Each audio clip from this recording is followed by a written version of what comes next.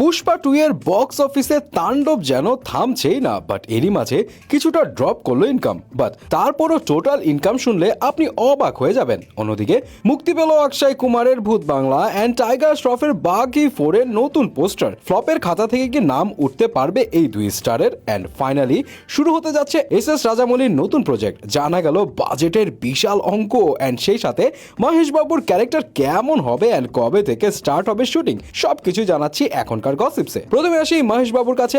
Director S Rajamouli and Mahesh বাবু যে next প্রজেক্টে একসাথে কাজ করছে সেটা তো আমরা অনেকেই জানি, বাট এবার সামনে এলো এই মুভির বিশাল বাজেট অ্যান্ড এখন মহেশ বাবুর ক্যারেক্টারও কিন্তু অন্যরকম হতে যাচ্ছে। তবে বাজেট যেটা সামনে এলো সেটা কিন্তু আসলেই শকিং। পিঙ্কভিলার একটা রিপোর্ট থেকে জানা যায় নাম ঠিক না হওয়া এই মুভির বাজেট থাকবে 900 কোটি থেকে 1000 কোটি রুপি, যা আগের সব মুভির বাজেটের রেকর্ড ব্রেক করবে। অ্যান্ড ওই রিপোর্ট থেকে জানা যায় এখানে 2 পার্টের ফ্র্যাঞ্চাইজি থাকবে।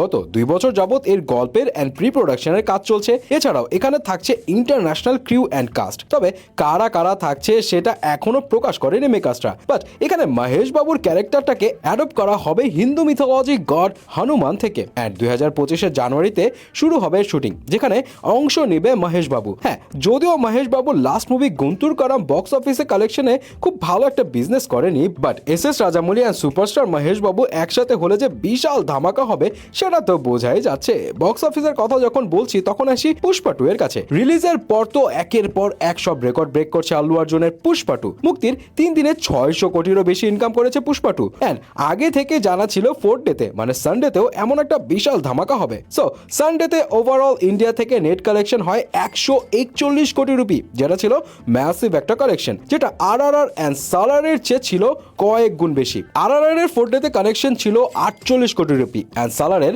4th ডেতে কালেকশন ছিল 46 কোটি রুপি। বাট গতকাল মানে মানডেতে হঠাৎ করে ড্রপ খেলো পুষ্পা 2 এর আয়। 5th ডেতে ইন্ডিয়া থেকে মাত্র 64 কোটি রুপি আয় করেছে পুষ্পা 2, যেটা 4th ডে থেকে 54% কম। যেহেতু 4th ডে সানডে উইকেন্ড ছিল সো ডেফিনেটলি হিউজ কালেকশন হয়, বাট 5th ডেতেও আরআরআর অ্যান্ড সালার থেকে কিন্তু এগিয়ে আছে পুষ্পা 2। বাট আজকে 6th ডেতে সব মিলে পুষ্পা 2 এর গ্লোবাল গ্রস কালেকশন দাঁড়ায় 900 কোটি রুপি, যেটা আরআরআর এর 6th ডে কালেকশন থেকে প্রায় 2 গুণ বেশি। টাইমস এন্টারটেনমেন্ট ইন্ডিয়া টুডের রিপোর্টস থেকে and trade analyst Ramesh Bala and তারান আদার্সের পোস্টগুলো থেকে এসব তথ্য জানা যায়। অ্যান্ড অনেকেই ধারণা করছে লাইফ টাইম কালেকশন হতে পারে 1500 কোটি রুপি। সো এখন দেখার পালা সামনের দিনগুলোতে কেমন আয় করে পুষ্পা 2। তবে এদিকে একের পর এক ফ্লপের খাতায় নাম লিখিয়ে তো অক্ষয় কুমার এখন অনেকের কাছে ফ্লপ কুমার নামে পরিচিত। বাট আজকে অক্ষয় কুমার তার ইনস্টাগ্রামে আপকামিং মুভি ভূত বাংলার পোস্টার শেয়ার করে রিলিজ ডেট জানিয়ে দেয়, যেখানে তার গেট আপটা বেশ ইন্টারেস্টিং ছিল। দেখে মনে হচ্ছে হারিকেন হাতে কোনো সাসপেক্টকে খুঁজছে। বাট এই পোস্টার শেয়ার করার পর অনেকেই স্পেকুলেশন করছে হয়তো ভুলভুলাইয়ার মতো কিছু একটা আনতে যাচ্ছে অক্ষয়, কারণ ভূত বাংলা হতে যাচ্ছে হরর কমেডি মুভি। অ্যান্ড এই সিনেমা ডিরেক্ট করছে সুপার হিট ডিরেক্টর প্রিয়দর্শন, যার অনেক কমেডি মুভি কিন্তু হিট। অ্যান্ড 14 বছর পর তারা একসাথে আবার কাজ করছে।